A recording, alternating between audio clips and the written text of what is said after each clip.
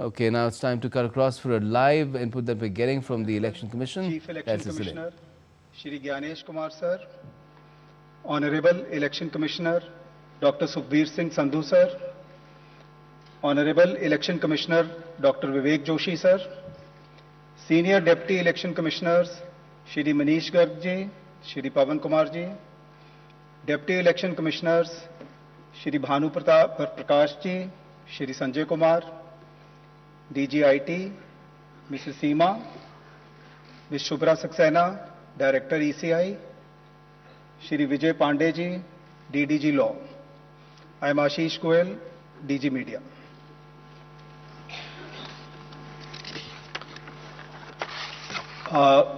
As always, the format of our PC would be, we'll start with the address by the Honorable Chief Election Commissioner, which will be followed by a presentation. That will be followed by a question answer session. Sir. Honorable Election Commissioner Dr. Sukhbir Singh Sandhu Ji, Honorable Election Commissioner Dr. Vivek Joshi, Election Commission के senior officers, media के हमारे साथी और आपके माध्यम से जुड़े हुए इस देश के सभी मतदाता, आप सबको नमस्कार। आज हम सब स्पेशल इंटेंसिव रिवीजन के दूसरे चरण के रोल आउट के संबंध में आयोजित इस प्रेस कॉन्फ्रेंस में उपस्थित हैं। मैं आप सभी का हार्दिक स्वागत करता हूं। सबसे पहले मैं लोक आस्था और सूर्य उपासना के महापर्व छठ पूजा के इस पावन अवसर पर बिहार के सभी मतदाताओं को हार्दिक शुभकामनाएं देता हूं। आज अस्ताचलगामी भगवान भास्कर को अर्घ्य देने के शुभ दिन पर मैं बिहार के 7.5 करोड़ मतदाताओं को विशेष रूप से नमन करता हूं, जिन्होंने निर्वाचन आयोग पर अटूट विश्वास जताया है और एसआईआर में पूर्ण भागीदारी निभाई और अब इस चुनाव में मतदान करने के लिए उत्साहित है। बिहार में एसआईआर के सफल संचालन के बाद आयोग ने देश के सभी 36 मुख्य निर्वाचन अधिकारियों के साथ 2 महत्वपूर्ण सम्मेलन आयोजित किए। इन बैठकों में एसआईआर से संबंधित अनुभवों, तकनीकी प्रगति और भविष्य की दिशा निर्देशों पर भी व्यापक चर्चा की गई। पिछले एसआईआर की मतदाता सूची से मैनुअल भी और तकनीकी तरीके से भी दोनों स्तरों पर मिलान का कार्य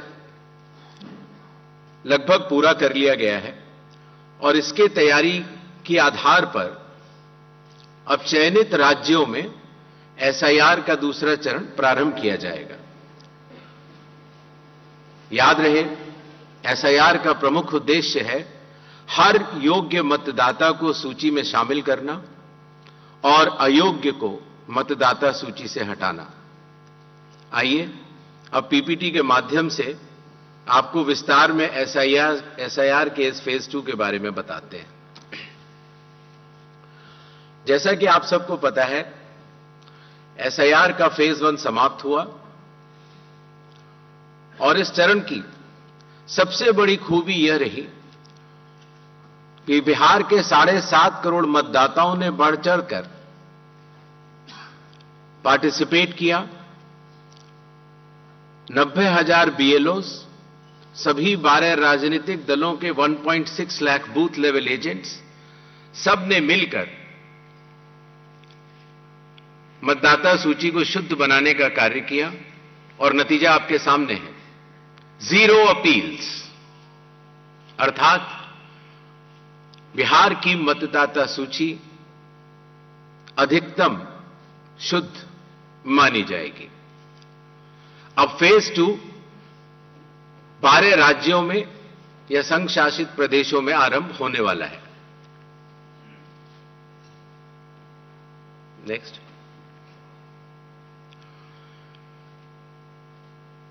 किसी भी मतदाता के लिए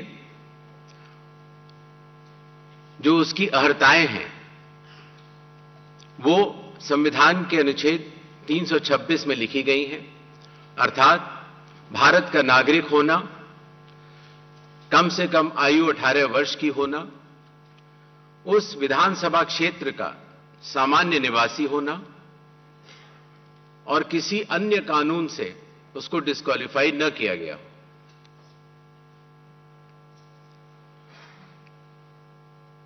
एसआईआर की आवश्यकता के बारे में काफी चर्चा हो चुकी है, लेकिन फिर भी चुनाव आयोग एक बार आपको बताना चाहेगा कि चुनावी कानून के तहत हर चुनाव से पहले इलेक्टोरल रोल का रिवीजन आवश्यक है, और या जब भी चुनाव आयोग आवश्यकता अनुसार निर्धारित करे।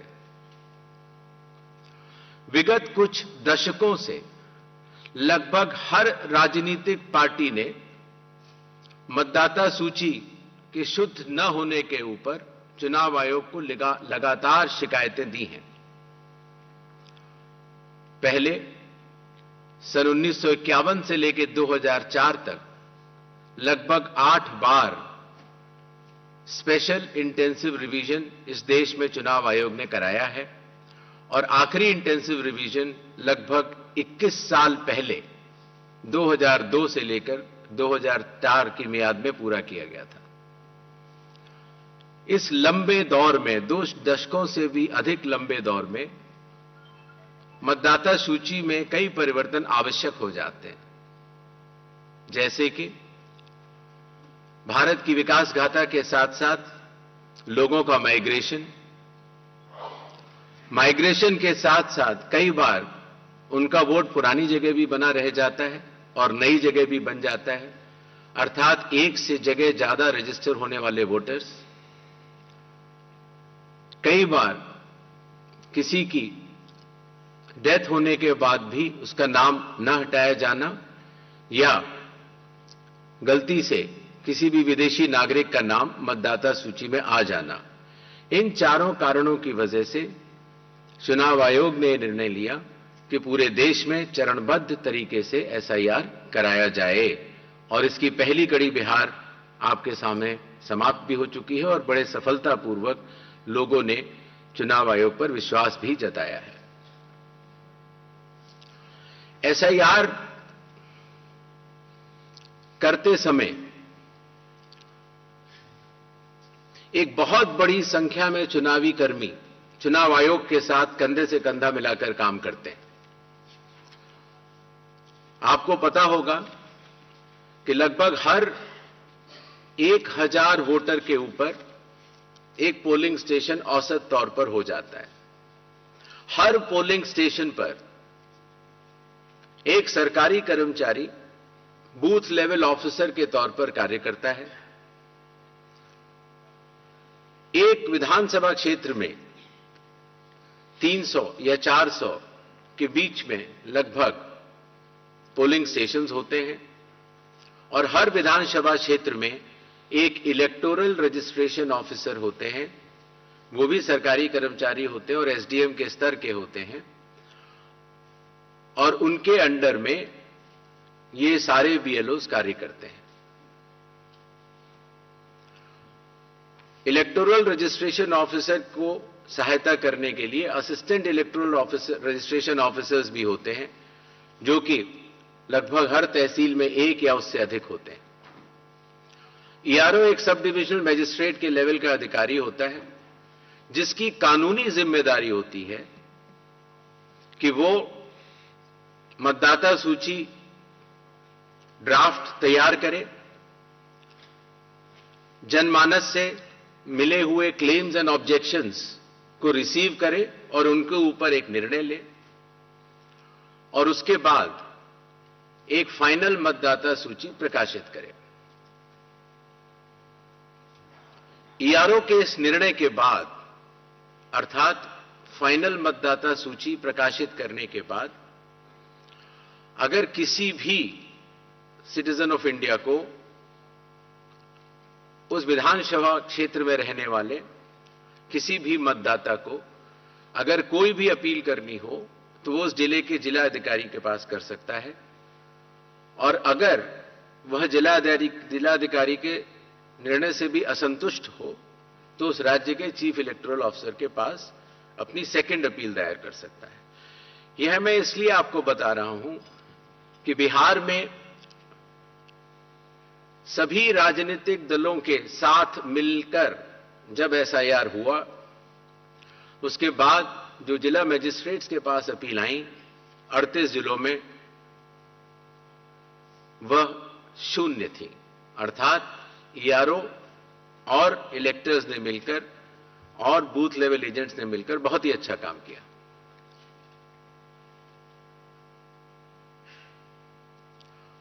एसआईआर के समय ईआरओज और एईआरओज मिलकर सबसे पहला जो काम करेंगे वो इन्यूमरेशन फॉर्म्स को प्रिंट करेंगे। जिन राज्यों में एसआईआर हो रहा है या अभी होने वाला है, उनकी मतदाता सूची आज रात को 12 बजे फ्रीज कर दी जाएगी, और उन हर मतदाता को जिसका नाम उस सूची में है, उसको एक यूनिक इन्यूमरेशन फॉर्म प्रिंट करके बीएलओ उसके घर देने जाएंगे। इन्यूमरेशन फॉर्म में वो आवश्यक डिटेल्स होंगे जो कि आज की मतदाता सूची में हैं। जब बीएलओ फॉर्म्स डिस्ट्रीब्यूट करना शुरू करेंगे एग्जिस्टिंग इलेक्टर्स को, उसके बाद इन्यूमरेशन फॉर्म में जिसका भी नाम है वो उसको लिंक करने का प्रयास करेंगे कि क्या उन्हीं का नाम 2003 की सूची में था। अगर था तो उनको कोई भी कागज और नहीं देने होंगे। इसी तरीके से अगर उनका नाम स्वयं नहीं था और उनके पिताजी या माताजी का नाम था तो भी उनको कोई और कागज नहीं देने होंगे। तो ये लिंकिंग और मैचिंग, बिहार जब हमने एसआईआर किया था तो सिर्फ बिहार की अवेलेबल थी, और आज पूरे देश की 2002 से 4 में हुए एसआईआर की मतदाता सूची जो लिंक दिया गया है voters.eci.gov.in पर कोई भी देख सकता है और इस मैचिंग को स्वयं भी कर सकता है। बीएलओज, बूथ लेवल ऑफिसर्स एसआईआर की प्रमुख कड़ी होते हैं। जब वो घर जाते हैं तो कई बार ऐसा भी हो सकता है कि किसी और व्यक्ति की उम्र उस घर में 18 साल के ऊपर की हो गई हो, तो हाथ की हाथ उसी समय वो उनका फॉर्म 6 भी भरवा लेंगे और डिक्लेरेशन भी ले लेंगे और उसकी मैचिंग और लिंकिंग भी पुराने एसआईआर से कर लेंगे। कई बार हमारे मतदाता अगर पढ़ने या लिखने में उनको दिक्कत है तो बूथ लेवल ऑफिसर उनको इन्यूमरेशन फॉर्म भरने में मदद भी करेगा, और मदद करने के बाद इस तरह के सारे इन्यूमरेशन फॉर्म्स मैचिंग और लिंकिंग करने के बाद वो ईआरओ और एईआरओ को जमा करेगा। कई बार एक बार जब बूथ लेवल ऑफिसर घर जाता है तो या तो कुछ मतदाता अवेलेबल नहीं होते या कहीं गए होते हैं, और या उनको मैचिंग या लिंकिंग करने में कोई समय लग रहा हो, तो ऐसे केस में बूथ लेवल ऑफिसर्स दूसरी बार भी जाएंगे और तीसरी बार भी जाएंगे। 3 बार हर बीएलओ हर घर जाएगा। जो प्रवासी लोगों की समस्या को हटाने के लिए, जो राज्य से कुछ समय के लिए बाहर गए हुए हैं लेकिन वहीं के सामान्यतः रहने वाले हैं, वो ऑनलाइन भी भर सकते हैं, और खास तौर से कई बार अर्बन वोटर्स को, क्योंकि उनके दिन के समय ही ऑफिस आवर्स रहते हैं, तो वो भी ऑनलाइन भर सकते हैं। बूथ लेवल ऑफिसर का यह भी कार्य होगा कि जब वो इन्यूमरेशन फॉर्म देता है तो इन्यूमरेशन फॉर्म दस्तखत करके मतदाता को वापस भी करना होता है। तो अगर मतदाता की मृत्यु हो चुकी हो, या वो स्थायी रूप से प्रवास कर चुका हो, या वो एक से जगह ज्यादा रजिस्टर हो गया हो, तो वो उस जगह दस्तखत नहीं कर पाएगा, और ऐसे लोगों की शिनाख्त करना भी बीएलओ की जिम्मेदारी है। एक बात मैं फिर कहना चाहता हूं कि जो मतगणना वो इन्यूमरेशन फॉर्म की जो फेज होगी उसमें किसी भी व्यक्ति से किसी और कागज की आवश्यकता नहीं होगी, बस उन्हें अपनी मैचिंग या लिंकिंग दिखानी होगी कि 2003 में किसके साथ है। नेक्स्ट, सारे फॉर्म्स मिलने के बाद ईआरओ और एईआरओ ड्राफ्ट सूची प्रकाशित करेंगे। ड्राफ्ट सूची में उन्हीं मतदाताओं का नाम होगा जिनके इन्यूमरेशन फॉर्म्स वापस मिल गए हैं। जिन मतदाताओं की मैचिंग या लिंकिंग नहीं हो पा रही है, 2003 में कहां थे, 2003 में आपके माता पिता भी नहीं थे या कोई भी नहीं था, ऐसे लोगों को भले ही उनका इन्यूमरेशन फॉर्म मिल गया हो, लेकिन नोटिस जारी करेगा ईआरओ और एईआरओ, और नोटिस जारी करने के बाद फिर वो उनकी एलिजिबिलिटी डिसाइड करेगा इंक्लूड करने के लिए या एक्सक्लूड करने के लिए बेस्ड ऑन इंडिकेटिव डॉक्यूमेंट्स, जो मैं आगे बताऊंगा। ईआरओस और एईआरओ की यह जिम्मेदारी होगी कि कोई भी योग्य मतदाता छूटे ना और कोई भी अयोग्य मतदाता सूची में अंदर ना आ पाए। ईआरओ के फैसले के खिलाफ कानूनी तौर पर जिला मजिस्ट्रेट के पास एक अपील होती है, जो मैंने आपको बताया, और जिला मजिस्ट्रेट के फैसले के खिलाफ चीफ इलेक्टोरल ऑफिसर के पास भी सेकंड अपील होती है। जो प्री इन्यूमरेशन फेज है,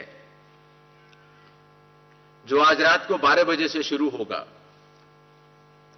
उसमें कंप्यूटर मैचिंग और लिंकिंग पिछले एसआईआर से ईसीआई नेट के जरिए की जा रही है, उसको आगे बढ़ाया जाएगा। मैनुअल मैचिंग और लिंकिंग काफी हद तक बूथ लेवल ऑफिसर्स ने इन राज्यों में कर ली है, और ट्रेनिंग जो बीएलओज की है, ईआरओज की है और डीओज की है। हालांकि काफी ट्रेनिंग हम लोग यहां ट्रिपल आईडीएम में कर चुके हैं, बट एक बीएलओ, ईआरओ और डीओ की ट्रेनिंग कल से शुरू होगी। सभी राजनीतिक दलों से 6 नेशनल पार्टीज जो कि हर राज्य में मौजूद हैं, और हर राज्य की जो स्टेट पॉलिटिकल पार्टीज हैं, उन सभी से निवेदन है कि वो अपने बूथ लेवल एजेंट्स अगर उन्होंने नामित नहीं किए हैं किसी भी बूथ पर, तो जरूर कर लें। साथ ही साथ सभी चीफ इलेक्टोरल ऑफिसर्स को, डिस्ट्रिक्ट इलेक्शन ऑफिसर्स को और ईआरओज को यह निर्देश भी होंगे कि कल से शुरू होकर परसों तक वो सभी पॉलिटिकल पार्टीज को के साथ मीटिंग करेंगे और पूरी एसआईआर की प्रक्रिया को उनके समक्ष डिटेल में बतलाएंगे। जहां तक बूथ लेवल एजेंट्स का सवाल है हर पॉलिटिकल पार्टी के, जैसा कि बिहार में था, हर बूथ लेवल एजेंट एक दिन में 50 इन्यूमरेशन फॉर्म्स जो साइंड हो इलेक्टर्स के वो कलेक्ट भी कर सकता है, उसके ऊपर अपना सर्टिफिकेशन दे सकता है और बूथ लेवल ऑफिसर्स को भी दे सकता है। इससे जो चुनावी कर्मी हैं और जो राजनीतिक दलों के नुमाइंदे हैं, दोनों मिलकर साथ काम कर सकते हैं। इन्यूमरेशन फेज में इन्यूमरेशन फॉर्म की प्रिंटिंग, डिस्ट्रीब्यूशन, मैचिंग और लिंकिंग विद 2002, 3 या 4 इलेक्टोरल रोल्स और इन्यूमरेशन फॉर्म्स को वापस कलेक्ट करने का कार्य होगा। और साथ ही साथ, जैसा आप सबको पता है, मतदाताओं की सुविधा के लिए चुनाव आयोग ने निर्णय लिया है कि किसी भी मतदान केंद्र में 1200 से अधिक मतदाता नहीं होने चाहिए, जिससे कि भीड़ न लगे। उसके हिसाब से रैशनलाइजेशन ऑफ पोलिंग स्टेशंस भी होगा। सारे इन्यूमरेशन फॉर्म्स जो वापस आने थे, उनके आने के बाद इलेक्टोरल रोल्स की ड्राफ्ट पब्लिश की जाएगी। ये सारी स्टेप्स वही हैं जो बिहार में हुई हैं, और उसी के साथ साथ चूंकि इन्यूमरेशन फॉर्म लेते समय ये पता लग जाता है कि ये व्यक्ति एब्सेंट हैं या शिफ्टेड हैं या डेड हैं या उनके डुप्लीकेट वोट्स बने हुए हैं, उन सब की लिस्टें बिहार में भी वो सभी BLS से भी शेयर की गई थी, पंचायत या पब्लिक ऑफिसेज के नोटिस बोर्ड पर भी लगाई जाएंगी और CEO के वेबसाइट पर भी अवेलेबल होंगी, जिससे कि कोई भी व्यक्ति एपिक नंबर लगा के देख सकता है कि उसका, जैसे पिताजी का नाम अगर उसकी मृत्यु हो गई है तो वहीं पर है कि नहीं। ड्राफ्ट सूची पब्लिश होने के बाद जिन लोगों की मैचिंग या लिंकिंग 2003 या 2 या 4 से नहीं हो पाई है, उनको ERO नोटिस जारी करेंगे। नोटिस के बाद हियरिंग होगी और हियरिंग में जो भी इंडिकेटिव डॉक्यूमेंट्स हैं उनको चेकिंग किया जाएगा और ERO ये भी उनसे पूछेगा कि 2003 में आप कहां थे या आपके माताजी पिताजी कहां थे, जिससे अगर लिंकिंग नहीं भी हो पाई है तो वो भी कर पाए।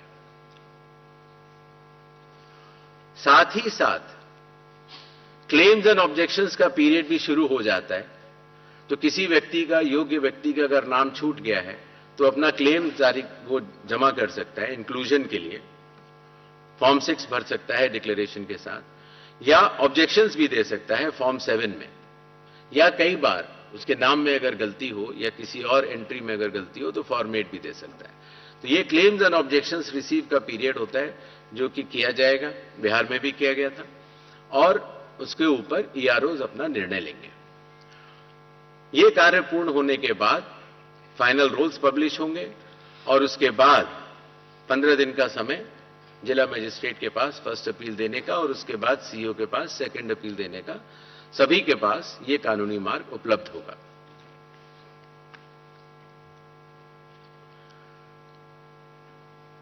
जैसा कि बिहार में चुनाव आयोग ने बहुत सफलतापूर्वक दर्शाया कि जो वल्नरेबल ग्रुप्स होते हैं, खास तौर से जो बुजुर्ग हैं या बीमार हैं या दिव्यांग हैं या कई बार हमारी बुजुर्ग महिलाएं हैं, तो इनको अगर किसी भी मैचिंग करनी है 2003 से या लिंकिंग करनी है, उन्हें कंप्यूटर नहीं आता, उनके पास मोबाइल नहीं है या उनको कोई सर्टिफिकेट बनवाना है, तो वॉलंटियर्स जो है वो या तो सरकारी कर्मचारी होते हैं या NCC या NSS के वॉलंटियर्स होते हैं, तो स्वयं उस व्यक्ति के लिए वो चले जाते हैं और वो कागज बनवा लेते हैं, जिससे कि हमारे मतदाताओं को कोई भी असुविधा नहीं हो। और इसकी वजह से आपने देखा होगा बिहार में जब 7.5 करोड़ मतदाताओं ने चुनाव आयोग के साथ कंधे से कंधा मिलाकर जब काम किया तो कोई भी परेशानी नहीं हुई। इस फेज में SIR के समय 1200 तक हम पोलिंग स्टेशंस को भी रैशनलाइज कर लेंगे और कुछ नए पोलिंग स्टेशंस भी खोले जाएंगे जो कि बदलाव के साथ साथ हाई राइज बिल्डिंग्स में भी होंगे या गेटेड कॉलोनीज में या कई बार जो स्लम क्लस्टर्स छूट गए हैं वहां पर भी। इस विषय पर जो ड्राफ्ट पब्लिश होता है उसमें पॉलिटिकल पार्टी से DOs चर्चा भी करते हैं और उसके बाद ये 1200 हर पोलिंग स्टेशन की अलग अलग मतदाता सूची प्रकाशित की जाती है। यह ध्यान रखना होगा कि एक बूथ पर एक फैमिली के या एक घर पर रहने वाले सभी लोगों का नाम एक ही जगह आ जाए, उससे मतदाताओं को बहुत सुविधा होती है और बिहार में इसमें काफी लोगों ने मिलकर अच्छा काम किया।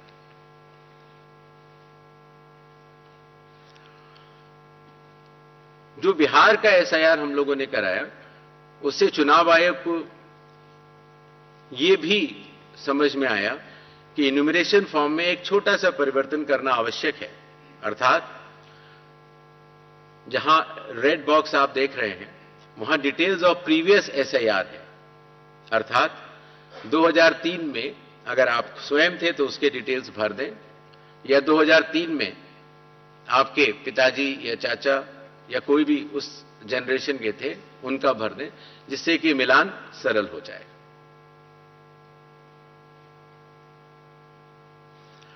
जो इन्यूमरेशन फॉर्म दिया जाएगा उसमें काफी चीजें प्री प्रिंटेड होंगी। मतदाता का नाम, उसका एपिक नंबर, उसका पता, सीरियल नंबर, पार्ट, कौन सी असेंबली है और उसका पुराना फोटो।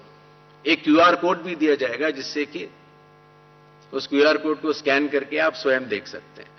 सभी मतदाताओं से चुनाव आयोग का यह आग्रह रहेगा कि जहां पेस्ट करेंट फोटो लिखा हुआ है वहां पर अपनी नई और रंगीन फोटो, कलर्ड फोटो वहां पर अगर लगाएंगे तो जब भी आपका नया एपिक कार्ड बनेगा तो उसमें वो फोटो लगाई जाएगी, तो अच्छा लगेगा। शिनाख्त में भी आसानी होती है, बिकॉज कई बार वोटर कार्ड्स में लोगों के बहुत पुराने पुराने फोटो लगे हुए हैं। इन्यूमरेशन फॉर्म का ये हिस्सा है जो प्री प्रिंटेड के बाद नीचे आता है, उसमें ये डिटेल्स इलेक्टर्स को भरने होंगे। आधार नंबर बिहार में भी ऑप्शनल तरीके से चुनाव आयोग ने लिया था और इस बार भी आधार नंबर लिया जाएगा। फादर का नाम भी है, एपिक भी है, आपके स्पाउस मदर फादर का नाम भी है, डेट ऑफ बर्थ भी है। जी, जो प्रीवियस एसआईआर के जो 2 खाने मैंने आपको बताए थे, उसमें स्वयं का अगर नाम है तो पहला जो बाईं तरफ वाला बॉक्स है जिसमें इलेक्टर का नाम एपिक अगर उसका है उस समय, तो बिकॉज 2003 में कई लोगों के पास एपिक नंबर नहीं था। रिलेटिव का नाम, कई बार फादर का नाम होता है और रिलेशनशिप, तो वहां पर फादर होगा। किस जिले में है, जैसे ही आप जिला लिख देंगे या स्टेट या एसी लिख देंगे तो जो सारी जो मतदाता सूची पूरे देश की अवेलेबल है 2003 में, उससे सेलेक्ट करना और उससे मैचिंग करना बहुत आसान हो जाता है।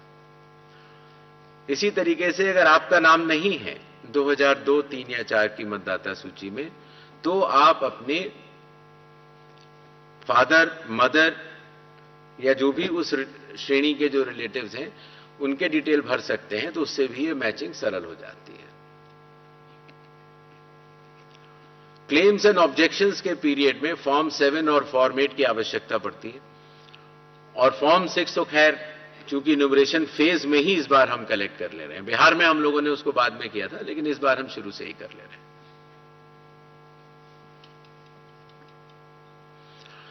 जो लिस्ट ऑफ इंडिकेटिव डॉक्यूमेंट्स हैं, जिन लोगों का 2002, 3 या 4 की मतदाता सूची से मिलान हो चुका है, उन्हें कोई भी डॉक्यूमेंट देने की आवश्यकता नहीं है। और जिन लोगों का मिलान नहीं हो पाया वो संख्या काफी कम रह जाती है, सिर्फ उन्हीं लोगों को ये इंडिकेटिव डॉक्यूमेंट्स देने होंगे।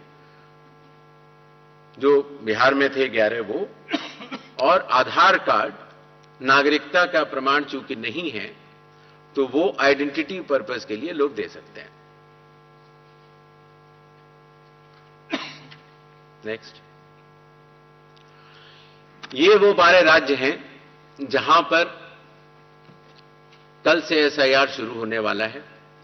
Andaman and Nicobar island union territory, state Chhattisgarh, Goa, Gujarat, Kerala, union territory Lakshadweep, Madhya Pradesh, Puducherry union territory, Rajasthan, Tamil Nadu, Uttar Pradesh, West Bengal, इन 12 राज्यों में कुल मतदाता 51 करोड़ के लगभग हैं।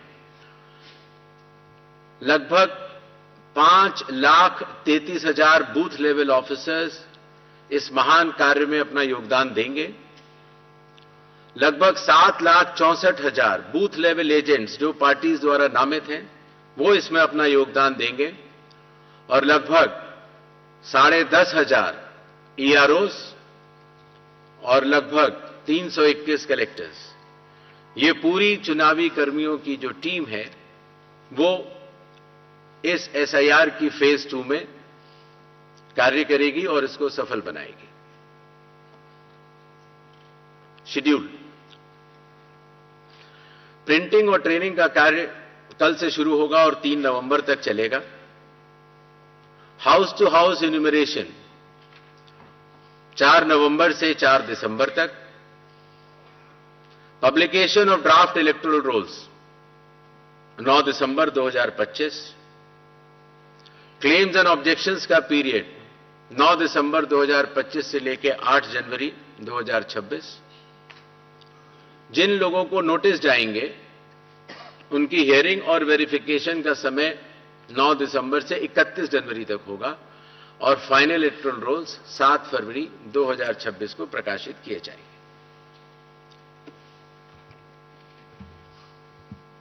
धन्यवाद।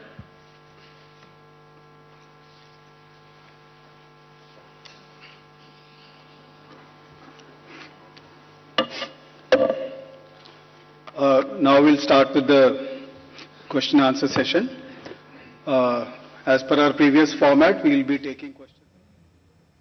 Well, there you saw the press conference by the Chief Election Commissioner along with his entire team, Gyanesh Kumar, on how the second phase of the special intensive revision of the electoral rolls will begin very soon in 12 states. The first phase was carried out for the Bihar state, where state elections are supposed to be held in just a few days from now. In the first 2 weeks of November itself. We'll keep you updated on the latest on that front as well. For the moment, thanks for watching Express News.